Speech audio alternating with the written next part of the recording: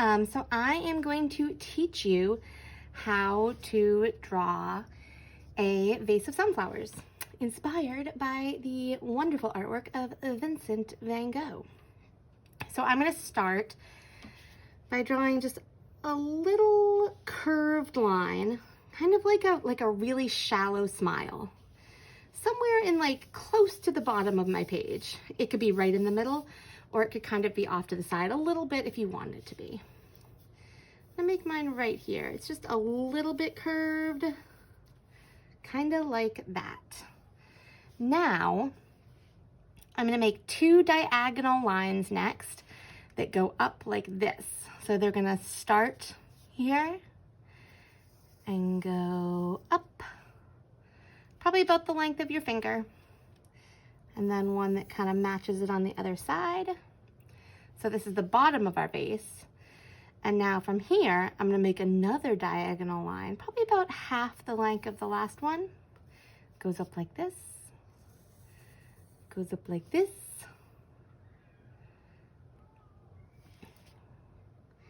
We're gonna draw a line from these 2 points right here. This kind of shows where the vase makes a curve. On Vincent van Gogh's artwork, he wrote his name right here. You could write your name right there, or you could write Vincent. All right, Vincent.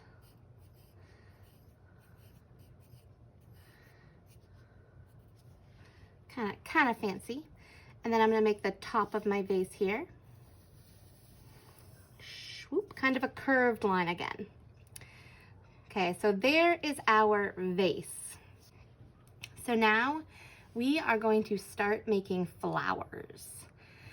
So when I draw my flowers, I'm gonna start with a circle. I'm gonna pick where I want my first flower to be. I think I want my first flower to be right here. If you need to practice, you can get out your old pointer finger and practice making that circle, or you can just go for it, right? This is something that you can't mess up too badly. So that is the center of my sunflower. Now I'm gonna start to kind of think about where I want the other sunflowers to be. Some of them might have kind of an oval for the center because you're looking at them kind of from the side. So you don't have to do them in the same places as me, and you don't have to do the same number of sunflowers as me. But what you do need to do is think about filling in your space. So if there's a space that like kind of your hand fits, or like the palm of your hand, that's a good place for a sunflower. If it's the size of your palm, put another sunflower there. And I think I'm gonna do maybe one more right about here. It'll be kind of drooping out of my vase. So now I've thought about my composition. I've made sure that my artwork has a balance. So now I am going to start to add the petals to my sunflower. And sometimes my sunflowers might overlap each other. So like these two might overlap each other. These two might overlap each other. That is okay. So I'll show you a couple different ways to make a sunflower. So we'll do a couple together and then I'll let you kind of do it on your own. So I can start by just making petals, by making two kind of curved lines that come up to a point and meet each other.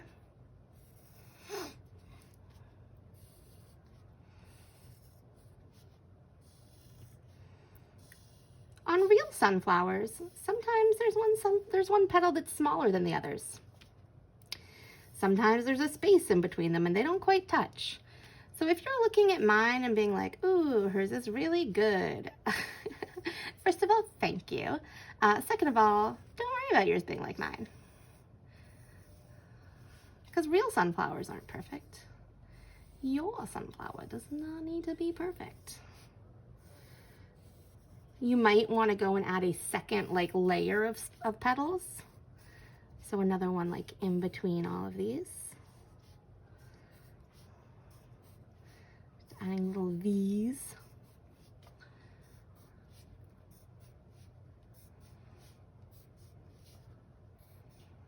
There's my first sunflower. So sometimes sunflowers have really skinny little petals that stick out like this. To me, they look a little bit messier than like your traditional sunflower. I'll try and think of the name for what these sunflowers are called. I don't know it off the top of my head. I want to say it starts with a B. Okay, I know why I know why I thought that it started with a B. It's because they are called teddy bear sunflowers. I'll insert a picture right here of what a teddy bear sunflower looks like. They have all these little tiny, skinny petals that kind of overlap each other a lot. They do. They look a little messy, but I like it. Sometimes things in nature look kind of messy.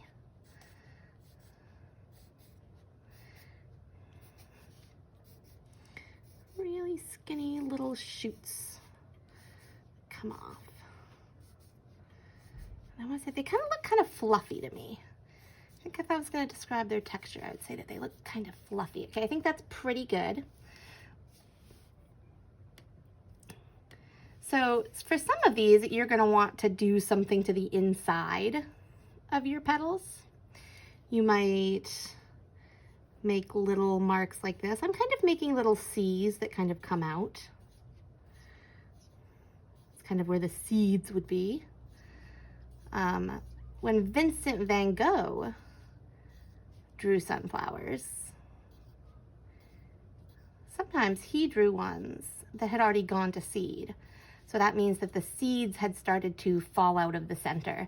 Usually when we buy sunflowers at like the grocery store or at the florist or farmer's market, usually they're ones where they still have all their seeds because those ones kind of look the prettiest. Okay, let's see. Another way you could do the center is just to make little, just kind of like little tiny lines, just to add kind of some texture to the center of your sunflower.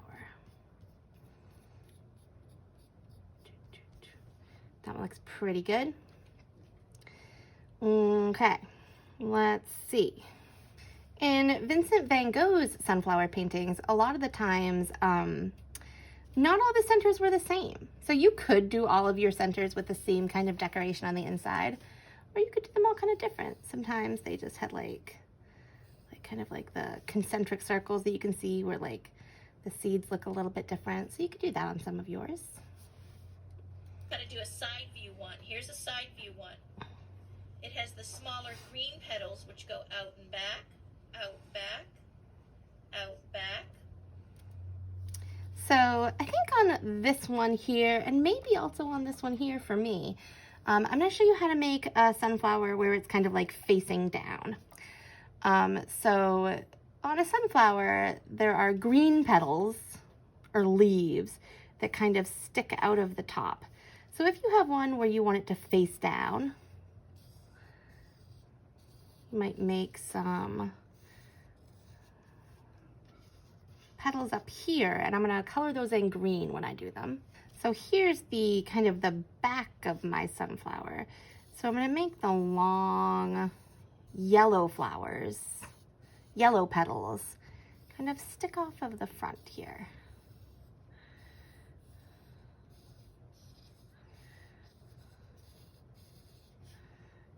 Make some that come on here too.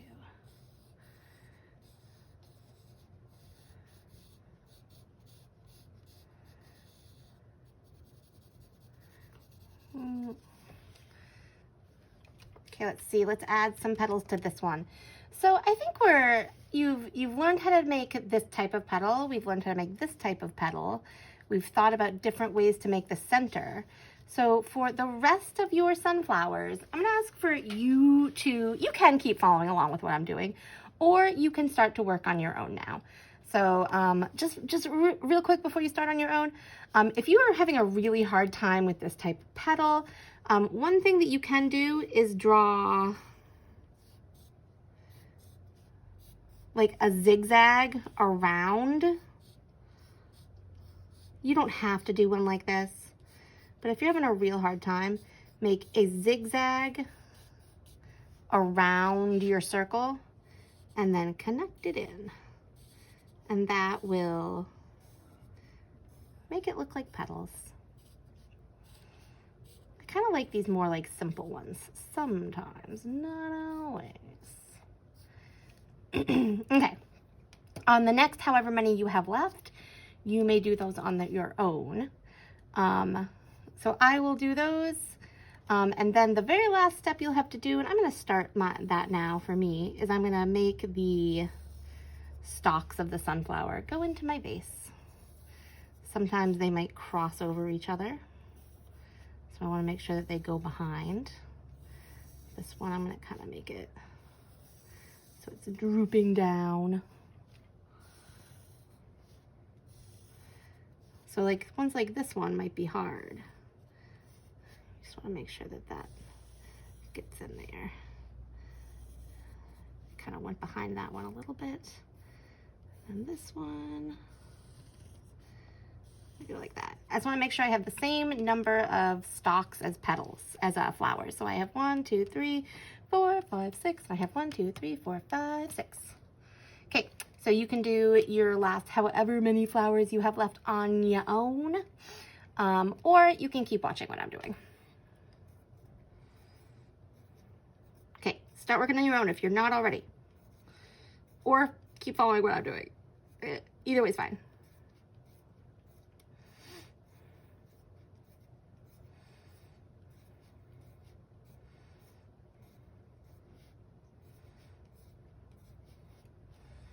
I'm gonna do another one like this. And it is okie dokie if it goes off the page.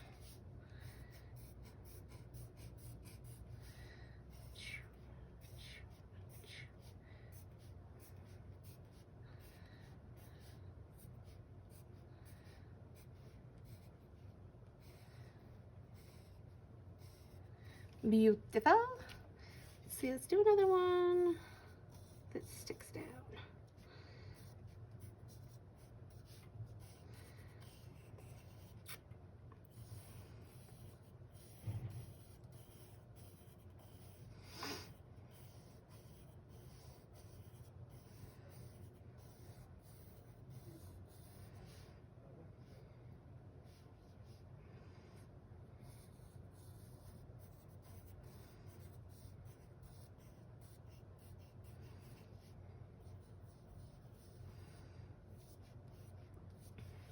Okay. So if you are where I am, so where I am is I have my vase drawn, I have my flowers drawn. There's nowhere that like my palm will fit where I can fit a flower. It wouldn't really make sense for me to have a flower all the way down here, right? Like my palm kind of fits here, but it wouldn't make sense for me to have a flower like completely fallen out of my vase. So the very, very last thing that we will do before we move on to crayons is we will take our pencil and we are going to make a horizontal line. Kind of goes behind everything. This is where the ground and the background meet each other. So this is kind of my like horizon line. That is just a line that kind of puts things into space. So this is the space that the vase is sitting on. This is the space that is behind the flowers. Okay, so when you are ready, you can get out a Sharpie marker and draw over all of the lines that you want to keep. So if there's anywhere where you like messed up, don't draw over that. The key to tracing over your lines is to go really slowly. Look at the tip of your marker as you're drawing, and look at your paper as you're drawing.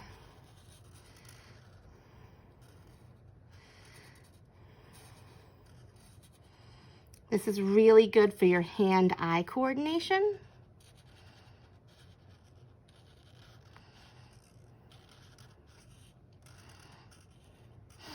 And it kind of gives you an opportunity to edit a little bit. So if there were any lines that you ended up not totally loving, don't trace over them. Or if there's any lines that you want to change a little bit, now's when you change them. Like on this one, I think I want that to be just a little bit skinnier.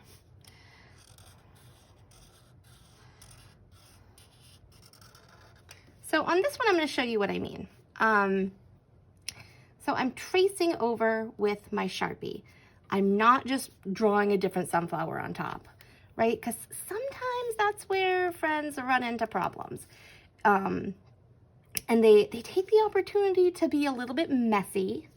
So I'm gonna show you, like, these ones all look pretty similar to what my pencil drawing looked like. There might have been little spots where I changed my line just a little bit to try and make it look more like what I wanted it to look like, but I don't just draw it differently, right? Like, I'm not just drawing over it like this, right? Think about how differently this looks than the one that I started with. Does this look, is this my best work? It ain't my best work. Your best work is not that fast.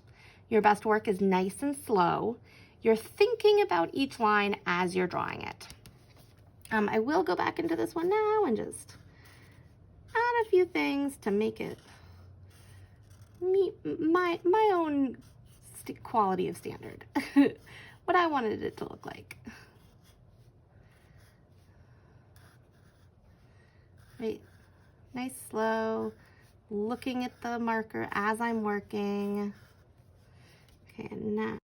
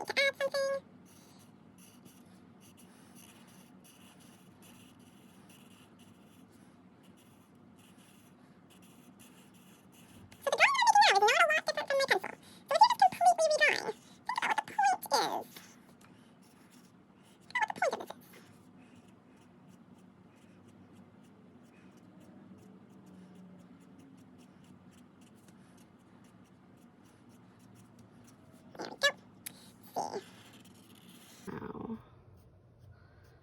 going over these little lines.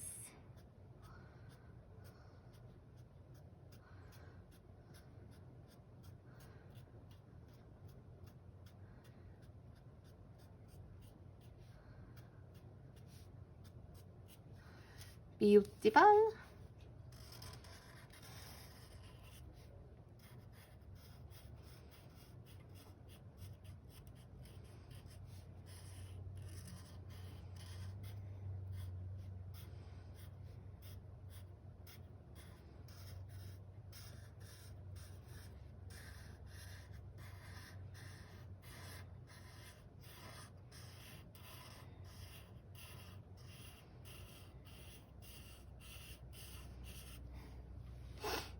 Okay, just one more flower to go. A couple stems.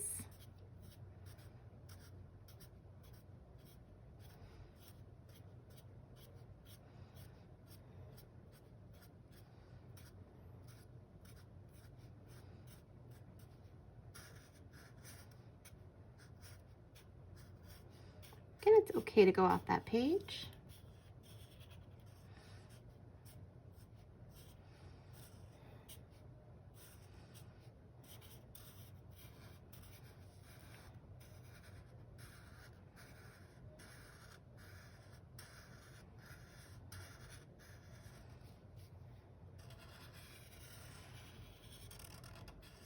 So the real me, the in-person me, will probably have paused to remind you of this a couple times, but do not color in spaces with a marker that looks like this that says Sharpie on it.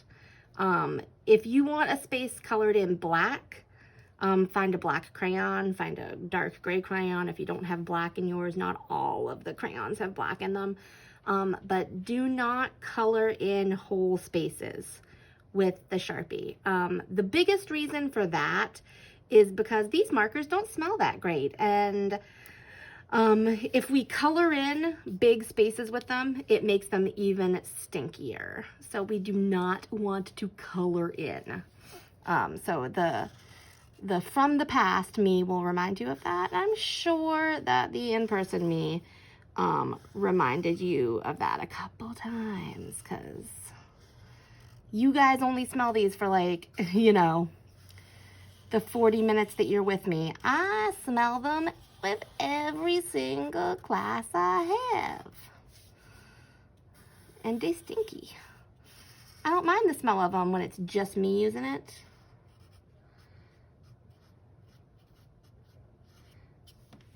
I did it a little bit bigger for my marker. Now I'm going to make my horizon line.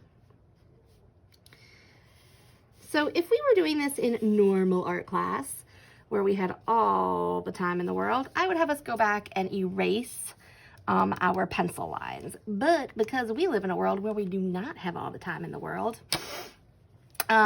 we will either today, if we have time, or next week if we don't, we will, or the next time I see you. Usually we take these artworks right home with us. This week, I'm gonna actually have you write your name on the back. Your name, your grade, either K, 1, 2, etc. And then the first initial of your classroom teacher. So if you're in kindergarten, it's either gonna be a D, an L, or an A.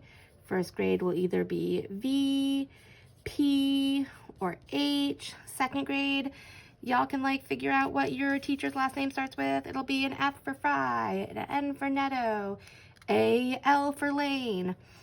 Your name, your grade, your teacher's last name. That way I won't lose your artwork. Okay. We will get out our baggie of crayons. I'm just gonna dump mine out. So let's talk about color choices. What kind of flowers are these? Answer me. Shout out at me right now. What kind of flowers are these? They're sunflowers. I hope you're shouting out. Vincent van Gogh drew sunflowers. So we're gonna color these in to be sunflowers. We're not gonna color them in to be roses or peonies or lilacs. We're gonna color them in to be sunflowers. That being said, there is a variety of colors that you might use when making a sunflower. You might use yellow. This peachy color might show up. Orange might show up. Red might show up. Brown might show up. So kind of the warm colors. These are the warm colors. Green is kind of a transitional color. Like this is probably a warm green. This is more of a cool green. And then here are my cool colors. I'm a big cool color fan. I like the cool colors better, but sunflowers aren't made with cool colors, and that's okay. So when I color in my sunflower, most things in life, in real life, are not one color. So when I color in my sunflower petals, I don't want to just color them all in yellow and have that be it. Don't want to do that. Right? That looks B-O-R-I-N-G. What does that spell? It spells boring. You don't want to make boring sunflowers. So I want to do something like add a little bit of red into them. Add some texture. Add some cool lines into them. So you might start by coloring them all in yellow.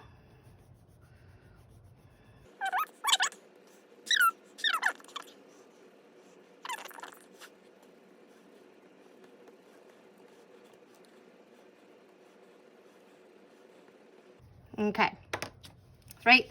So think about like, that looks a little boring, right? But if I take just a little bit of red and add a little bit of texture into my sunflowers, it makes them look a little bit more interesting. Things in life are not one color. Cartoons are one color. And it's not bad to draw cartoons. Cartoons are wicked cool. I love cartoons.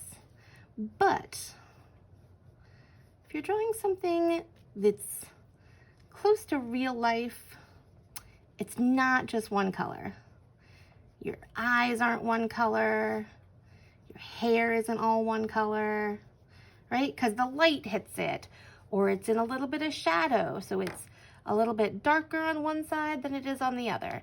With my sunflowers, it might be that there's a little bit more orange on the like petals closest to the center of the sunflower. So when you color in these sunflowers, it shouldn't be that the petals are just red or just yellow or just orange, right? See if you can mix your colors a little bit. For the centers, think about the same thing, right? Sometimes the centers are very brown with just a little bit of orange. This is kind of that peachy orange. Sometimes the centers are very red with a little bit of brown in them. The more you can kind of think about grouping your colors and using at least 2 colors to color something in, the more interesting your artwork will look, right? If I color everything in with just 1 color, it's going to look cartoonish. If I color things in and use more than 1 color, it's going to look more real.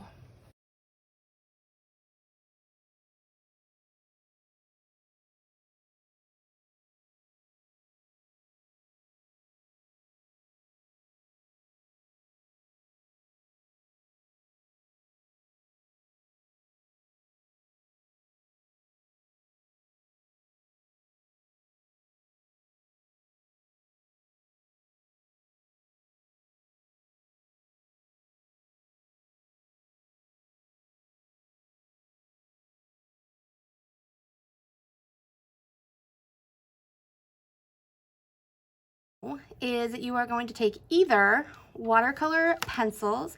I know that these pencils are watercolor because they have a little picture of a paintbrush on them. Regular old color pencils will not work for this.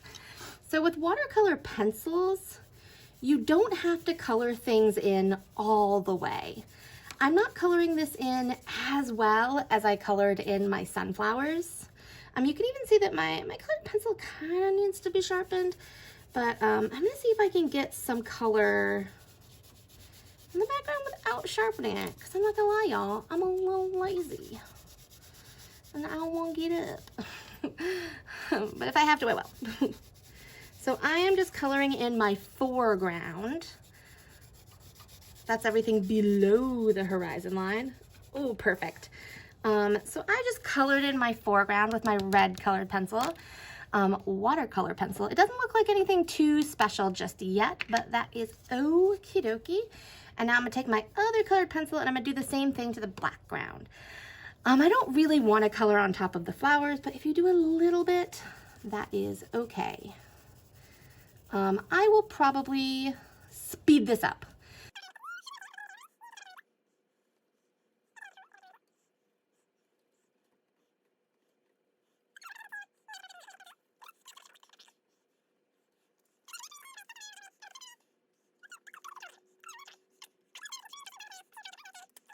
And now what I need is I need a paintbrush and a little tiny cup of water. There's only a little bit of water in here because you only need a little bit of water.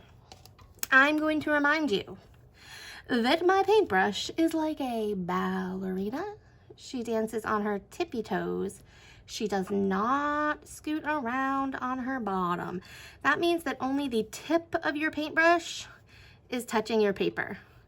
If you feel like you need to push down harder on your paintbrush, you need more water. That's what you need.